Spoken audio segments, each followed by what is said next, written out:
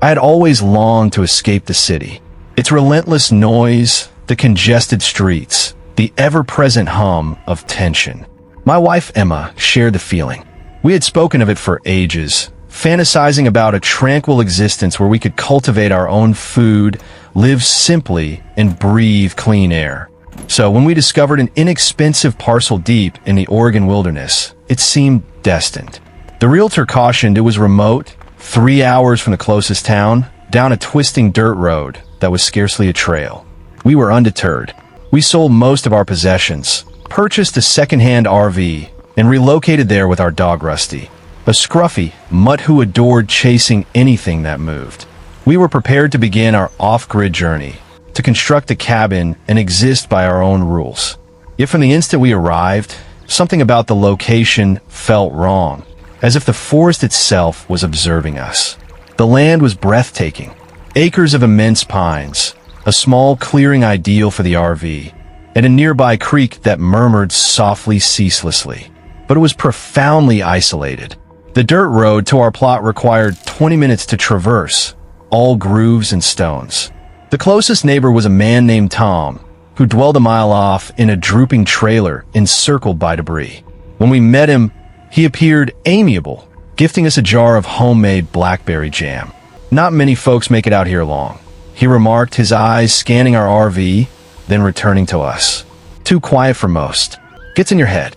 His smile was faint, as if he possessed knowledge we did not. Emma squeezed my hand, her fingers icy. I chuckled it away, thanking him for the jam, but as we departed, I sensed his gaze upon my back. The initial days were occupied. We positioned the RV in the clearing, arranged a fire pit with stones from the creek, and began clearing brush for the cabin's base. Rusty dashed through the trees, yelping at squirrels and tumbling in the soil. By day, the forest felt vibrant. Birds singing, wind whispering through the pines. But at night, it transformed. The hush was so dense, it lay like a burden on my chest. I would lie awake, listening, anticipating something to rupture it. Occasionally, I heard a branch crack or leaves crush, as if something substantial shifted through the brush. I convinced myself it was deer or perhaps a bear. But peering from the RV's window, I never spotted anything. Emma sensed it too. "It's too quiet," she uttered one night. Her voice hushed as she stirred soup on our propane stove. Like the forest is holding its breath. I embraced her, attempting to dismiss it. "It's just unfamiliar," I said. "We'll adjust." About a week later, events began turning strange. One morning, we discovered Rusty's water bowl overturned. The earth around it was muddy with what resembled boot prints. Large ones, too broad to be mine or Emma's. They encircled the RV, then faded into the woods. My stomach twisted. Maybe Tom visited. I proposed, but Emma shook her head. He would have mentioned it. And why spill Rusty's water? She was correct. It was illogical. We resolved to keep Rusty indoors at night and started locking the RV door, something we hadn't previously troubled with. That night, I scarcely slept, my ears tense for any noise. Around 3 a.m., Rusty growled low and deep, his eyes locked on the window. I seized a flashlight and swept the clearing, nothing but shadows. "It's okay, boy," I murmured, but my heart was racing. The following day, I drove to Tom's trailer to inquire if he'd noticed anyone. His property was disarrayed, corroded auto parts, a slumping tarp over a partially built shed, scattered empty beer cans. He sat outside whittling a stick, his knife blade glinting as it moved. "Footprints," he stated, not glancing up. "Could be anybody. These woods are ancient. Lots of people pass through. Hunters, drifters, folks who dislike being found." He halted, his eyes meeting mine. "Some say there are old camps out there, abandoned shacks. People who aren't welcoming to newcomers." His tone was even, but it held a sharpness, as if he was probing me. I asked if he'd been near our site. He snickered, shaking his head. "Not me, but you might want to get a gun. Never know who's out there." I nodded, striving to appear casual, but my skin prickled as I returned. When I informed Emma, her face blanched. "I don't like this," she said, pacing the RV's minuscule kitchen. "I keep feeling watched. Yesterday by the creek, I heard movement in the bushes. I assumed it was Rusty, but he was beside me. Her voice fractured and I drew her near. "We're safe," I claimed, though I doubted it. "We'll stay together, keep the doors locked, and I'll get a phone signal booster." The nearest town was too distant for a swift errand, but I vowed we'd travel soon. For now, we would remain alert. That night, we triple-checked the locks and kept Rusty's leash short, fastened to the bed frame. I placed a kitchen knife and a hefty flashlight beside me, as futile as they would likely be against anything grave. Around midnight, it commenced, a faint tapping, like knuckles rapping on a tree. Tap, tap, tap. Rusty's ears lifted and he growled, his fur rising. Emma gripped my arm. "You hear that?" she whispered. I nodded, my mouth parched. The tapping amplified, nearing, shifting from the trees to the clearing's edge. Then arose a scraping noise, slow and intentional, like something being dragged along the RV's metal side. Scratch, scratch, scratch. My heart thundered so violently I thought it would explode. "Stay here," I ordered, grabbing the flashlight and knife. Emma's eyes widened in dread. "Don't you dare go out there," she hissed, clutching Rusty, who now barked frantically. I cracked the window, beaming the flashlight into the darkness. The ray captured only trees, their branches swaying gently. "Who's out there?" I yelled, my voice trembling. Silence. Then from somewhere in the woods, a voice, low, gravelly, nearly a growl. "You don't belong here." It was so distinct, so proximate. It felt like ice in my veins. I shoved the window shut, locked it, and staggered back to Emma. "What was that?" she whispered, tears tracing her face. "I don't know," I replied, my voice hardly stable. "But we are not opening that door." The tapping and scraping persisted for what seemed like hours, sometimes pausing briefly, then resuming closer or farther, as if whoever or whatever was encircling us, playing with us. Rusty continued growling, teeth exposed, and Emma clung to me, pleading, "Please make it stop." I hammered on the RV wall, shouting, "Get out of here. Leave us alone." It was useless. The sounds persisted, relentless, until just before dawn, when they finally ceased. We sat frozen, awaiting daylight. At sunrise, we stepped outside, trembling, to inspect the RV. The sides bore fresh scratches, long, ragged marks in the paint, too deep for branches or animals. Around the clearing, more boot prints, some blurred, as if someone had been pacing. Most alarming, we found Rusty's cherished toy, a gnawed tennis ball sliced neatly in half, placed directly by the fire pit. I felt nauseated. Emma wept anew. "We're leaving," she declared now. We packed frantically, tossing clothes and gear into bags, indifferent to what we abandoned. Loading the RV, I spotted something etched into a pine tree at the clearing's border, a crude symbol, a circle with 3 jagged lines slashed through it. It hadn't been there yesterday. My stomach turned, but I withheld telling Emma. She was already strained, clutching Rusty like an anchor. As we descended the dirt road, I glimpsed in the rearview mirror. Tom stood by his trailer, observing us. He didn't wave, didn't stir, merely stood there, his expression empty, a silhouette against the trees. We reached a motel in town and collapsed, drained yet too frightened to sleep. In the subsequent days, I scoured local forums and news archives, seeking explanations. There were accounts. Missing hikers, peculiar carvings discovered on trees, murmurs of individuals dwelling deep in the woods, territorial and antagonistic toward outsiders. One post noted a group of drifters sighted over the years migrating between deserted cabins, leaving marks like the one I witnessed. No one knew their identity, and police seldom investigated. Too remote, too scant evidence. Another article referenced a couple who had forsaken their off-grid homestead after finding analogous scratches on their trailer and hearing nocturnal voices. It felt we had narrowly avoided something sinister. We never returned. The RV remains out there, as far as I know, along with our off-grid aspirations. We are back in the city now, in a cramped apartment where the drone of traffic feels more secure than that smothering silence. Sometimes I awaken at night, hearing that tapping in my thoughts. Tap, tap, tap. Emma doesn't discuss it, but she keeps a light on while sleeping, and Rusty stays near, as if he understands something we do not. I still don't know who or what was out there, circling our RV, whispering in the dark, but I know we were not alone in those woods, and I'm uncertain we ever would have been.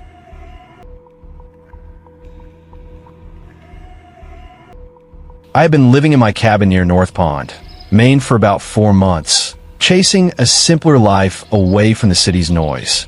The cabin was small, built of weathered logs with a slanted roof and a stone fireplace. It sat in a clearing, encircled by dense pine trees that shut out the world. No neighbors for miles, only me and the quiet. At first, it was perfect. Mornings spent chopping wood, afternoons hiking trails, evenings reading by the fire's glow. The air smelled of sap and earth, and I felt free. But then things started going wrong. It began with small stuff. I'd left a flashlight on the porch table one night, and by morning it was gone. I assumed I'd knocked it off. Maybe an animal took it. A few days later, a bag of chips vanished from the kitchen counter. I searched every cupboard, thinking I misplaced it, but found nothing. Then my favorite jacket, a thick green one I kept by the door, disappeared. I tore the cabin apart, checking beneath the creaky floorboards, behind the couch, even in the tiny loft where I slept. Nothing. My stomach churned. I wasn't just losing things. Someone was taking them. I drove my old pickup to the general store in town, a 30-minute trip down a winding dirt road. The store was a cluttered place, shelves packed with canned goods and fishing gear, the kind of spot where locals lingered to gossip. While grabbing coffee and batteries, I overheard 2 men at the counter, their voices low. Heard the hermit hit another cabin last week. One said, scratching his beard. Took a whole case of soup. The other nodded. Folks say he's a ghost, but I reckon he's just a guy who don't like people. I froze, clutching my basket. The North Pond hermit was a local legend, a man who supposedly lived in the woods and stole from cabins to survive. Some thought he was a myth. Others swore they'd seen him. A woman behind the counter, her apron stained with coffee, leaned in. He don't hurt nobody, but it's creepy knowing he's out there watching. My skin prickled. Was he watching me? Back at the cabin, I couldn't shake the unease. The trees felt closer, their shadows heavier. I checked the windows, simple latches, easy to jimmy, and the front and back doors, both with flimsy locks. If someone wanted in, they wouldn't need much effort. I ordered a motion sensor alarm online, a small white box that screeched if anything moved nearby, and swapped the old locks for heavy deadbolts. It cost me half a paycheck, but I needed to feel safe. For a week, everything was fine. Then one morning, I found a loaf of bread and a can of beans missing from the pantry. The alarm hadn't gone off. The doors were still locked, no windows broken. It was like he'd walked through the walls. My heart raced as I realized he must have come while I was asleep, just feet from my bed. I stopped sleeping well after that. Every creak of the cabin, every rustle outside sent my pulse spiking. I started keeping a baseball bat by my bed. Its smooth with a small comfort. I'd lie awake, staring at the ceiling, imagining footsteps circling the cabin. The isolation, once peaceful, now felt like a trap. I considered leaving, but I'd sunk everything into this place. My savings, my dreams of a quieter life. I wasn't ready to give up, so I decided to catch him. One night, I turned off all the lights and sat in the dark living room, the bat across my lap. The cabin was silent, except for the faint crackle of the fire dying in the hearth. I'd propped a chair under the front door handle and left the back door unlocked. A risky bait. If he was coming, that's where he'd try. I waited, eyes locked on the door, my hands sweaty around the bat. The clock on the mantel ticked past midnight. Then 1, then 2. My eyelids grew heavy, but I forced them open, sipping cold coffee to stay alert. Just as I thought I couldn't stay awake any longer, I heard it, a soft scrape, like a boot brushing the wooden steps outside. My breath caught. The doorknob jiggled, slow and deliberate, then turned. The back door creaked open and a figure slipped inside, moving with a quiet grace, like he'd done this 100 times. He was thin, his frame swallowed by tattered clothes, a frayed jacket, pants patched with duct tape. Long, greasy hair hung past his shoulders, and a scruffy beard covered most of his face. He didn't see me in the corner, my body pressed against the wall. He moved to the kitchen, his steps silent on the floorboards, and started rifling through my pantry, pulling out a can of soup. My heart pounded so loud I was sure he'd hear it. I gripped the bat, took a shaky breath, and stepped forward. "Stop right there." My voice cracked louder than I meant. He froze, the can in his hand, and turned slowly, his eyes wide and sunken, locked onto mine. They weren't angry or wild, just tired, like he'd seen too much. For a moment, we just stared, the air thick with tension. I held the bat high, my arms trembling. "Who are you?" I demanded, trying to sound tough. He didn't answer, just stood there clutching the soup. His silence unnerved me more than any threat would have. "Why are you stealing from me?" I said, stepping closer. "This is my home. You can't just walk in." His voice came out soft, raspy, like he hadn't spoken in weeks. "I don't mean to scare you. I just need things to get by." His words hit me like a punch. He wasn't some monster, just a man, thin and worn, surviving in a way I couldn't imagine. I lowered the bat a fraction. "Are you the hermit? The North Pond guy?" He nodded, eyes dropping to the floor. "That's what they call me." My mind raced. Part of me wanted to call the sheriff, have him hauled away, but another part saw the desperation in his hunched shoulders, the way his hands shook slightly. He didn't look dangerous, just lost. "Why my cabin?" I asked. "Why keep coming back?" "I know when you're gone," he said quietly. "You leave for town every Tuesday. It's easier then." A chill ran through me. He'd been watching, learning my routine. "That's not okay," I said, my voice shaking. "You're making me afraid to live here." "I don't want that," he said, almost pleading. "The woods, it's all I have. I don't know how else to live." I should have been furious, but his words softened something in me. He wasn't stealing for fun. He was surviving. I took a deep breath, the bat still in my hands, but lower now. "Look, I don't want to hurt you, and I don't think you want to hurt me, but this has to stop. What if I leave food for you outside, so you don't need a break-in?" His eyes widened, like the idea was foreign. "You do that for me?" "Yeah," I said, my voice steadier. "But only if you promise to stop coming inside." "Deal." He hesitated, then nodded. "Deal." I pointed to the door. "Go. I'll leave a box on the porch tomorrow. Food, maybe some clothes, but don't come back in here." He set the soup can on the counter, slow and careful, and backed toward the door. "Thank you," he whispered, then slipped out into the night, as quiet as he'd come. I rushed to lock the door, my hands still trembling, and sank onto the couch, the bat clattering to the floor. The next morning, I left a cardboard box on the porch, canned beans, tuna, a loaf of bread, and an old sweater I didn't wear anymore. By dawn, it was gone. I started doing it every week, leaving food and sometimes a blanket or socks. The break-in stopped. Once, as I set out the box, I thought I heard a faint "thank you" carried by the wind. But when I looked into the trees, there was nothing but shadows. I never saw him again, but the fear never fully left. Every creak of the cabin, every snap of a twig outside made me wonder if he was still out there watching. I kept the bat by my bed, checked the locks twice a night. The woods, once my escape, now felt alive with secrets. I stayed, though, determined to make my life here work. But I never forgot that night, or the man who lived like a ghost, surviving on the edges of my...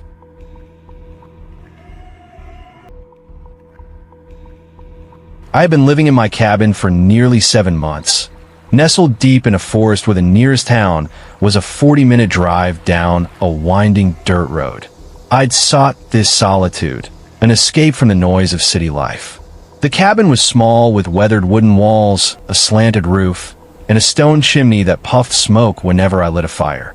My days were simple: tending a vegetable garden, chopping firewood, hauling water from a nearby stream. I'd built a routine and found comfort in its rhythm. The place felt like mine until it didn't. It started with little things. One morning, I noticed footprints in the soft dirt around the cabin. They were big, heavy boots circling the house, pausing near the windows. I told myself it was a lost hiker, maybe someone curious. But the prints showed up again the next day and the day after, always in a loop, as if someone was studying the place. I'd stand on my porch, scanning the trees, but the forest was thick, swallowing any sign of who was out there. My stomach started to knot every time I stepped outside. Then my shovel went missing. I kept my tools in a small shed out back, locked with a rusty padlock. I searched everywhere, thinking I'd left it in the garden, but it was gone. A few days later, my hatchet disappeared too. I started to feel eyes on me, even in broad daylight. At night, things got worse. I'd hear noises, crunching leaves, slow, deliberate steps outside. I'd lie in bed, heart thumping, telling myself it was deer or a fox. But the steps had a rhythm, too careful, too human. One afternoon, a man showed up. I was splitting wood when I saw him emerge from the trees, walking toward the cabin. He was skinny with greasy brown hair and a stained jacket that hung loose on his frame. His eyes darted around, hands fidgeting in his pockets. "Hey," he called, stopping a few yards away. "I'm Tom. About a few miles out. You got any copper? Need it for my daughter's school thing." His story didn't sit right. His voice was shaky, and he wouldn't meet my eyes. I gripped the axe a little tighter, keeping my distance. "No copper," I said, trying to sound calm. "Got some old car batteries in the shed, though. You can take those." His face twitched, a quick flash of something. Excitement, maybe, or something darker. He nodded, waited while I grabbed 2 dusty batteries from the shed, and took them without a thank you. As he walked back into the woods, I memorized his face, the way he moved, the way he glanced back at the cabin. That night, the noises were louder. Crunching gravel, a faint scrape near the back door. I grabbed my flashlight, hands trembling, and checked every window. Nothing but darkness. I barely slept, my mind replaying Tom's visit. The next morning, I found pry marks on the back door's frame. Deep scratches in the wood like someone had tried to force a crowbar through. My chest tightened. I started locking everything, doors, windows, even the shed. I dug out my old shotgun from a trunk, cleaned it, loaded it, and kept it by the bed. I didn't want to use it, but the thought of someone out there watching made my skin crawl. A few days later, I drove to see John, a neighbor who lived a few miles away. His place was bigger, with solar panels and a chain-link fence. He was older, maybe 60, with a gruff voice and calloused hands. We stood by his gate sipping coffee he'd brewed on a camp stove. "You look spooked," he said, squinting at me. "Something's not right," I told him. Found footprints around my place, tools missing. Back doors got prime marks. Met a guy, Tom, asking for copper. Seemed off. John's face hardened. "Tom? Never heard of him. Folks out here don't just wander up asking for stuff. You gotta be careful. We're too far from town for quick help. Get some motion lights. Maybe his satellite phone. Check your place every day." He paused, then added, "We watch out for each other. You need me, you call." His words helped, but the fear didn't leave. Back home, I checked the cabin twice a day, looking for new footprints, more pry marks. I found a few faint scratches on a window latch, like someone had tested it. I started sleeping in fits, waking at every sound. One night around 1 a.m., I heard it. A creak, not outside, but inside the cabin. My heart stopped. I lay still, ears straining. Another creak, then a soft shuffle coming from the living room. I grabbed a shotgun, my hands slick with sweat, and slipped out of bed. The floor was cold under my bare feet. I moved slowly, avoiding the boards I knew squeaked. In the living room, moonlight spilled through the window, and there he was, Tom, hunched over my desk, rifling through drawers. Papers were scattered. My flashlight knocked to the floor, its beam cutting across the room. He was muttering to himself, low and frantic, pulling out anything metal. A screwdriver, a small knife, even a spoon. I stepped forward, the floor creaking under me. His head whipped up, eyes wide, glinting in the dark. For a second, we just stared, my pulse hammering in my ears. "Get out," I said, my voice shaking but loud, raising the shotgun. "Now!" He froze, hands half raised, a screwdriver still clutched in one. "I wasn't going to hurt you," he stammered, voice high. "Just needed stuff for my girls." "Out!" I shouted, stepping closer, the gun steady now. He stumbled back, eyes locked on the barrel, then turned and bolted for the back door. He fumbled with the lock, cursing under his breath before yanking it open and sprinting into the night. I ran to the door, slamming it shut and bolting it, my hands trembling so bad I dropped the key. I stood there listening to his footsteps fade, the forest swallowing him. I didn't sleep after that. I checked every inch of the cabin, found the window he'd gotten in through. One I'd forgotten to lock, the latch bent open. He'd left a trail of dirt, a few papers crumpled on the floor. My stomach churned at how close he'd been, how long he might have been inside while I slept. At first light, I called John. He came over, his truck rattling up the path. "You're lucky," he said, inspecting the window. "Could have been worse. You did good standing your ground." "Doesn't feel good," I said, my voice tight. "What if he comes back?" "He might," John said plainly. "Get lights, cameras, something to call for help. We'll keep watch, too. You're not alone out here." The next week, I poured everything into securing the place. I installed motion sensor lights that flooded the yard with a harsh glow. I bought a cheap security camera, set it up to record the porch. I got a satellite phone, kept it charged by my bed. I started visiting John and other neighbors more, trading eggs from my chickens for their advice or spare tools. They told stories, others who'd had intruders, people drawn to cabins like mine, thinking we're easy targets. One guy had a truck stolen. Another found a stranger sleeping in his shed. It wasn't just me. I still live here, but it's different now. The forest doesn't feel like a refuge anymore. Every rustle, every snap of a twig makes my heart race. I check the camera footage daily, scan for footprints, lock everything twice. The shotgun stays loaded, leaning by the door. I wanted freedom out here, a life on my terms, but I learned the truth. Out in the wild, you're never as alone as you think. Someone's always watching, waiting for you to slip.